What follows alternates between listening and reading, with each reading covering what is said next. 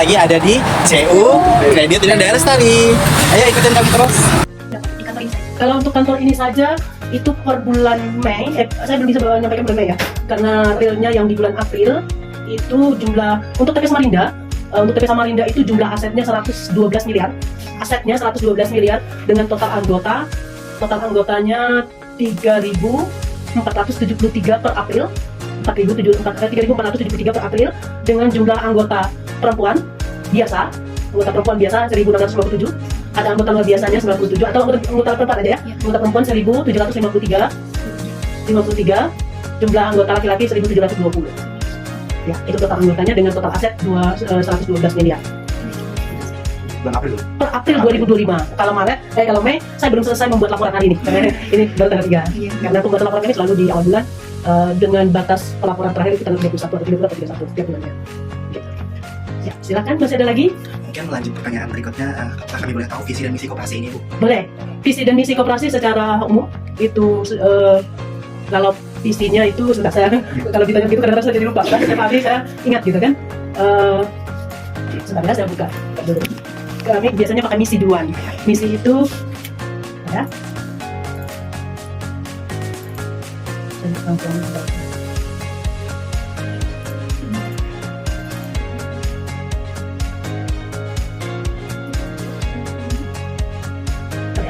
Saya masih ada.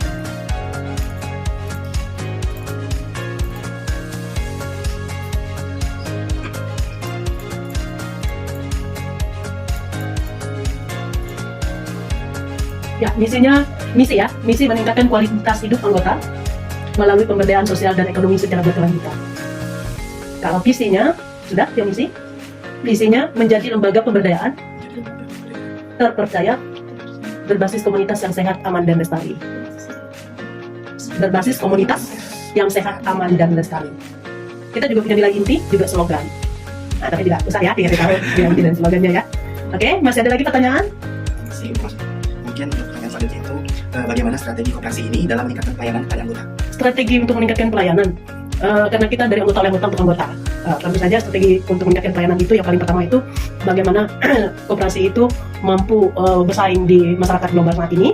Yang paling pertama itu dengan melakukan kunjungan anggota ya. Tentu saja ilmu marketing yang paling utama, senyum, salam, sapa itu harus dipegang utama pada saat pelayanan di kantor. Kemudian keramah-tamahan dan sebagainya itu juga menjadi hal yang utama. Hal yang lain untuk meningkatkan pelayanan itu karena pelayanan kita bukan hanya di bidang uang ya, bukan hanya di bidang keuangan, tapi kita juga bergerak di bidang pemberdayaan, pendampingan. Jadi Kredit Indah Lestari itu koperasi yang bergerak tidak hanya bergerak di bidang keuangan ya, tapi kita juga bergerak di bidang sosial. Bidang sosial bidang apa? Yakni pemberdayaan atau pendampingan. Maka untuk meningkatkan pelayanannya tentu saja pendampingannya yang harus ditingkatkan ya. Meningkatkan pendampingan untuk meningkatkan pemberdayaan anggota dengan terus melayani di lapangan, tidak hanya di kantor saja gitu. Untuk peningkatan pelayanan, tidak hanya di pelayanan di bidang keuangan ya, tapi di bidang pemberdayaan gitu. Lakukan pendampingan ke lapangan dan sebagainya. Itu untuk meningkatkan kualitas pelayanan. Bagi saya ingin bertanya, selanjutnya itu apa sih tantangan yang dihadapi koperasi ini dalam menjalankan operasionalnya? Tantangan dalam menjalankan operasional. Yang paling pertama kali ini menurut saya, ini pendapat saya secara pribadi, tidak mengutip pendapat secara global kan, karena kalau kita melihat tantangan itu harus kita melakukan analisa dan itu harus dikeluarkan secara resmi tantangannya. Kemudian dalam hal operasional itu pendapat saya adalah yang paling pertama adalah membangun kemampuan si anggota U itu untuk benar-benar menjadi anggota yang berkualitas. Contohnya, misalnya kalau anggota tidak berkualitas, dia tidak paham tentang hak dan kewajibannya, tentang simpan pinjam, dia jadi lalai gitu kan, menjadi NPL, ada tahu NPL di koperasi itu ada namanya NPL itu adalah kondisi kredit yang bermasalah. Cari tahu nanti, cari di googling, saya agak lupa kepanjangannya. Jadi NPL itu kondisi kredit yang bermasalah ya. Nah, jadi kalau kondisi NPL itu disebabkan karena nasabah anggota itu, bukan nasabah, di sini tidak menyebutnya nasabah, anggota. Karena anggota itu kurang berkualitas dari sisi pemahamannya. Kalau si anggota berkualitas, dia tentu saja memiliki kemampuan untuk bertumbuh secara pemberdayaan kan. Jadi dia memiliki tanggung jawab terkait dengan hak dan kewajibannya. Itu tantangan utama, merubah orang dari cara berpikirnya. Karena merubah orang kan sangat sulit kan? Mengubah cara berpikirnya, mengubah paradigmanya. Itu tantangan yang paling sulit. Nah, kredit lalai itu adalah dampak. Ya kan, memang tantangan paling utama adalah kredit lalai. Kalau si anggotanya tidak baik, kredit lalai itu semakin meningkat. Baik dari pengelola sampai kepada anggotanya. Dan jangan agak jauh ya, kejelasannya dari yang dia ya. Kalau agak jauh dia dekat aja ya. Diskusi Kalau tadi. ibu kalian yang Pengalaman realnya gitu ya. ya itu. Iya, Jadi, data dari koperasi yang sebenarnya gitu. Oke. Memang tantangan yang paling utama itu adalah kredit lalai karena tapi kredit lalai itu dampak sesungguhnya. Dampak. Kalau kita lalai itu kenapa gitu? Ya dasarnya itu tadi adalah orangnya dulu yang kita bentuk. Gitu. Jadi anggota yang berkualitas. Oke, silakan masih ada lagi pertanyaannya? Mungkin selanjutnya ini Oke. pertanyaannya itu kapan biasanya koperasi ini mengadakan rapat? Rapat apa? Rapat Karena rapat di koperasi itu juga banyak. Rapat-rapat internal itu macam-macam rapat-rapat internal. Kami melakukan rapat-rapat internal itu sangat banyak dalam 1 bulan itu wajib. Yang sangat wajib itu minimal 1 kali 1 bulan. Nah itu rapat internal. Kalau rapat anggota itu biasanya dilakukan paling lambat di bulan Maret dalam 1 tahun. Tapi pelaporannya tetap bulan Desember. Laporan hasil usaha dan sebagainya, kemudian neraca dan sebagainya itu di bulan Desember, tapi dilaksanakan di bulan Maret paling lambat. Biasanya Februari atau Maret. Jadi untuk rapat anggotanya itu dilakukannya sekali 1 kali setahun. Karena dia kalau gabungan itu 1 kali saja. Nah, terkali kami menggunakan sistem perwakilan sehingga masing-masing TP 28 TP itu mengadakan rapat anggota. Jadi daerah Sari, khususnya daerah Sari melakukan rapat anggota itu dengan perwakilan, dengan sistem perwakilan dan dilakukan sebelum dilakukan rapat gabungan. Begitu. Mungkin selanjutnya Bu. Boleh, silakan. Bagaimana koperasi ini mengelola keuangan dan asetnya? Mengelola keuangan dan aset. Pertama ya, kita kan dari anggota per-anggota. Tentu simpan pinjam. Core bisnisnya adalah simpan pinjam gitu. Maka ya cara mengelolanya ya dengan simpan pinjam itu tentu ada alat analisanya. Alat analisa itu namanya 5 indikator kesehatan keuangan. Kalau untuk melepaskan kredit bisa juga dengan 5 cara melihat rapot si anggota, dan untuk melihat bagaimana kesehatan keuangan di sebuah TP itu 13 indikator keuangan kesehatan TP ini. Ada 13. P1, P2 ini boleh dicatat plus 13 indikator keuangan dewasa. Itu catatan untuk memantau bagian indikator mana yang dia tidak sehat dan tidak ideal. Begitu. Itu untuk koperasi ya. Untuk yang khususnya ya. Baik, silakan. Untuk ini kan berbahas tentang keuangan juga. Dari koperasi ini apa saja sumber penghasilan dari sumber penghasilan dari koperasi ini? Sumber pendapatan. Yes. Sumber penghasilan atau sumber pendapatan. Iya, sumber. Kalau sumber penghasilan dalam hal apa? Kalau dia disebut dalam hal sumber pendapatan itu dari bunga pinjaman anggota. Ya, usahanya tidak ada lain. Bunga pinjaman anggota karena kita simpan dan pinjam. Nah, kalau disebut penghasilan dalam hal harta atau aset itu ya dari anggota berbentuk tabungan. Anggota kan menyimpan wajib, gitu kan? Penghasilan yang dalam bentuk apa? Kalau mungkin perlu dibedakan ya, penghasilan yang disebut dengan pendapatan atau yang dimaksud aset, sumbernya dari mana? Aset itu ya sumbernya dari simpanan anggota. Ya, dari simpanan anggota karena di daerah Sari itu murni dari anggota oleh anggota untuk anggota. Sekali lagi koperasi itu landasannya adalah dari anggota oleh anggota untuk anggota. Tidak boleh dari luar sistem. Kalau pendapatan dari tadi ya, dari bunga pinjaman gitu. Oke, silakan. Apakah di koperasi ini ada pembagian usaha atau SHU? Ada. Ada. Apakah ada rapat pembagian hasil usaha? Pada rapat anggota enggak? Nah, SHU di CUDL itu ada yang SHU dibagi akhir tahun, ada yang balas jasa dibagi setiap bulan berdasarkan kontribusi dia menabung. Ya, itu beda ya, beda sekali dengan koperasi lain. Kalau koperasi lain dia 1 kali setahun pembagian SHU. Tapi kalau di CUDL ada yang porsinya per bulan, ada yang dibagi 1 bulan sekali. Itu diatur di dalam ADART-nya sudah, dan tetap dibicarakan di dalam rapat anggota tahunan. Begitu. Silakan. Izin bertanya Bu, bagaimana koperasi ini mempromosikan diri kepada masyarakat di luar? Di luar. Kalau dulu saat kita masih belum segencar sekarang dunia internet dan kemudahannya, dari mulut ke mulut. Dari mulut ke mulut lah bahasa Indonesianya. Talk by talk kan, berbicara tentang kelebihan CU. Promosi tentang kelebihan CU itu dari mulut ke mulut dan sosialisasi dari orang ke orang. Bisa juga dia dengan mengumpulkan orang, mengorganisir orang seperti ini lalu dilakukan sosialisasi. Dengan itu yang cara kedua. Cara ketiganya adalah melakukan pendekatan dengan orang per orang, lalu dilakukan organisir, dikumpulkan orang, dilakukan sosialisasi juga. Seperti itu caranya. Nah kalau sekarang memang lebih mudah karena internet kan, kami tinggal share di grup sosial media kan banyak bisa didapat. Saya yakin juga ada tahu daerah saya dari mana? Dari Google kan? Nah, kan mudah sekarang kan di share di grup, kemudian sosial media macam-macamnya. Kalau dulu nggak ada. Bayangkan tahun 2001 masih HP kita masih center kan, tapi daerah saya sangat berkembang saat itu. Ya, begitu. Memang sekarang media sosial sangat digunakan. Begitu. Silakan bisa ada lagi pertanyaan.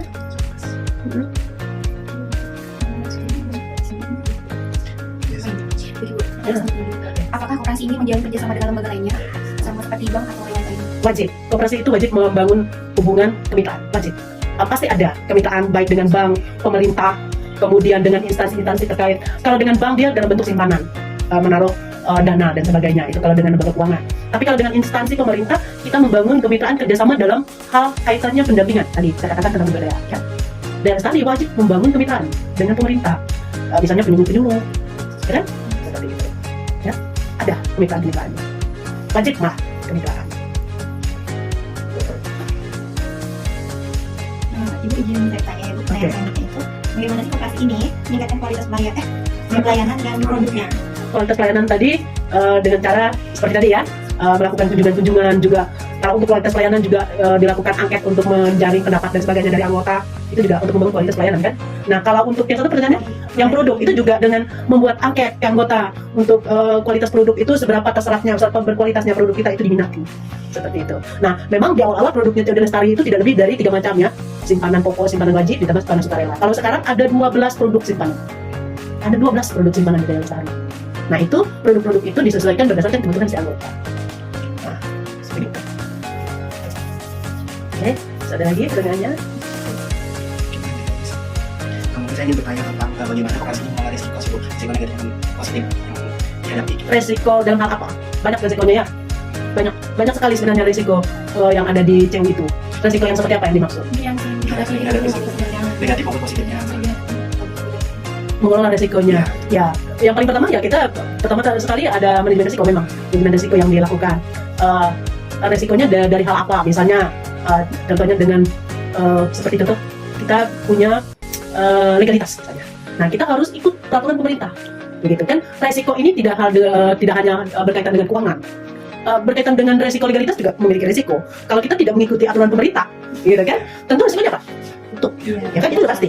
Maka kita harus ikut dengan aturannya. Nah, itu cara salah satu mengelola resiko ya, ikut dengan sesuai dengan aturan. Nah, kemudian kalau resiko usaha tentu kita melepaskan pinjaman itu, melepaskan usaha itu harus menggunakan alat analisis. Alat analisis di sini ada analisis 5C namanya.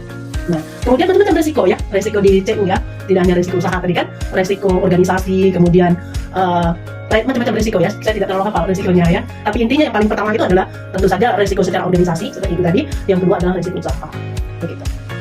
Cara mengelolanya ya harus ikut prosedur, harus taat pada aturan, begitu. Regulasi pemerintah itu sangat penting kita patuh gitu, sangat penting kita patuh. Terlihat seringkali lembaga-lembaga keuangan ditutup oleh OJK kan, karena mereka tidak patuh kepada peraturan regulasi pemerintah. Nah itu kan, itu adalah resiko yang paling besar adalah resiko organisasi itu tadi. Kalau tutup dibekukan, ya kan, karena tidak patuh aturan itu kan sebuah resiko. Bagaimana nasib kami yang sebagai anggota ini kan, menaruh asetnya, simpanannya di sini, apalagi ditambah lagi karyawan-karyawannya sekian ratus orang gitu kan, tetapi karena dia tidak patuh regulasi pemerintah akhirnya ditutup. Nah, itu sebuah resiko ya. Ada lagi pertanyaan? Tanya jumlah karyawannya. Tadi lupa saya sebutkan jumlah karyawan Teo Lestari secara keseluruhan itu ada di, kalau tidak salah, sekitar 150-an orang total semua. Itu yang di Kasih bukan keseluruhan. Kalau Samarinda itu ada 12 orang. Kami punya 28 cabang itu 150-an orang. Dan tingkat struktur organisasinya itu ada pengurus. Pengurus itu adalah mereka yang pengambil kebijakan. Kemudian ada struktur organisasi yang khusus pengurus hariannya, gitu. Khusus untuk yang hal teknis itu dipimpin oleh GM. Kalau pengurus dipimpin ketua pengurus, itu mereka tidak bergerak di dalam struktur teknis.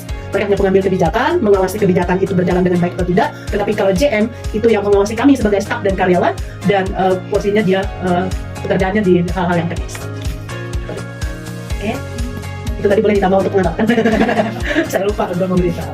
Baik Ibu, selanjutnya saya ingin bertanya, menurut Ibu apa sih kelebihan dan kurang dari koperasi ini di desa ini? Teo Lestari banyak sekali ya, kalau dikatakan kelebihan itu banyak sekali ya. Saya tidak berani menyebut koperasi lainnya, khusus Teo Lestari ya, karena yang saya tahu itu secara khusus Teo Lestari. Yang paling pertama, kredit union, khususnya kredit union, yang core bisnisnya koperasi tentang simpan pinjam, itu proses memberdayakan, menolong orang untuk mampu menolong dirinya sendiri. Itu kelebihan saya. Memampukan orang untuk hidup mandiri. Nah itu kan, kalau diterjemahkan itu menjadi panjang. Ya, menolong orang untuk mampu menolong dirinya sendiri, untuk mampu hidup mandiri. Kenapa? Karena bantuan itu tidak membuat menolong orang menjadi lebih baik, tapi merendahkan martabat manusia. Maka kalau insan CEU, orang CEU, anggota CEU, dia jarang minta bantuan dari mana-mana. Bagaimana mampu menolong dirinya sendiri untuk menjadi hidup lebih baik. Berpikir produktif juga diajarkan di CEU. Nah itu. Kemudian tidak banyak lembaga keuangan lain mengajarkan tentang bagaimana tata kelola keuangan yang baik. Khususnya kredit union tidak hanya dari Lestari ya. Khususnya kredit union, asal dia kredit union, dia akan mengajarkan bagaimana tata kelola keuangan yang baik. Itu kelebihannya. Kalau kekurangannya saya tidak tahu, karena terlalu banyak kelebihannya bagi saya gitu ya. Bagi saya terlalu banyak kelebihannya.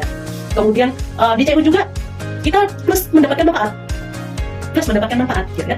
Dengan menampung kita juga mendapatkan perlindungan resiko terhadap simpanan kita, perlindungan risiko terhadap misalnya perlindungan jiwa si anggota, itu kan kita mendapat manfaat. Nah itu kan kelebihannya.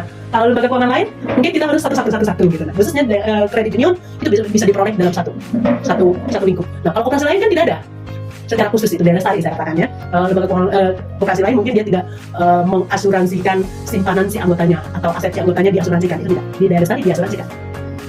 Nah, sehingga dia si anggota mendapat manfaat sekaligus. Nah, lalu di daerah lestari juga di CU itu dibangun solidaritas. Maka ada 3 pilar CU. Ya, 3 pilar CU. Pertama adalah pendidikan, yang kedua adalah swadaya, yang ketiga adalah solidaritas. Baru sekarang masuk ke inovasi, 4 pilar. Jadi pilar itu sama dengan bangunan rumah. Bayangkan bangunan rumah kalau pilarnya tidak ada, hilang satu, apa yang terjadi? Roboh. Maka pilar pendidikan, solidaritas, dan swadaya itu harus dibangun di CU. Solidaritasnya apa? Solidaritas itu kebersamaan, solidaritas itu saling membantu, solidaritas itu saling mendukung, gotong royong, itu solidaritas. Kalau swadaya apa? Dari apa yang kita miliki, dari apa yang kita punya, dari apa yang menjadi potensi diri saya, itu swadaya. Bukan dari luar orang, potensi yang ada di dalam yang dikelola, itu swadaya. Kemudian pendidikan itu wajib berkelanjutan, bukan pendidikan yang dimaksud SMP, SD, SMA tidak ya, tapi bagaimana membangun pola pikir. Ya, itu kelebihannya. Banyak jadinya ya. Tidak sampai dengan koperasi lain gitu jadinya ya. Oke, silakan masih ada lagi. Nah, mungkin ini terakhir ya. Oke, silakan. Jadi apa harapan Ibu terhadap koperasi ini di masa depannya? Tentu saja berkelanjutan, memberi dampak dan manfaat bagi banyak orang, terutama untuk anggotanya. Berkelanjutan itu ya, dalam pengertian ya terus-menerus kan selalu ada sampai ke anak cucu gitu kan. Memberi dampak tentu saja siapa saja bisa mendapatkan manfaat. Ya, kan gitu harapan. Sebenarnya terlalu luas ya. Tapi ya itu kenyataannya itu gitu, karena kita udah berdiri 24 tahun dan kita sudah menerima manfaat itu. Menerima manfaat, menerima dampaknya begitu ya. Oke. Silakan. Boleh, silakan ditanya. Mungkin kami ingin bertanya tentang nama Ibu dan juga jabatan. Oke, mohon maaf saya lupa perkenalan. Harusnya perkenalan di awal. Nama saya Bu Italia. Italia, WITALIA. Nama saya Italia. Saya di sini dipercayakan sebagai manajer TP. Saya di CU Lestari itu, kalau secara karir saya bekerja dari tahun 2005, sudah kurang lebih 20 tahun ya. Kalau secara karir sudah kurang lebih 20 tahun. Tetapi secara keanggotaan saya juga masuk di awal dengan nomor buku anggota 97. Tahun 2001 saya sudah jadi anggota. Begitu.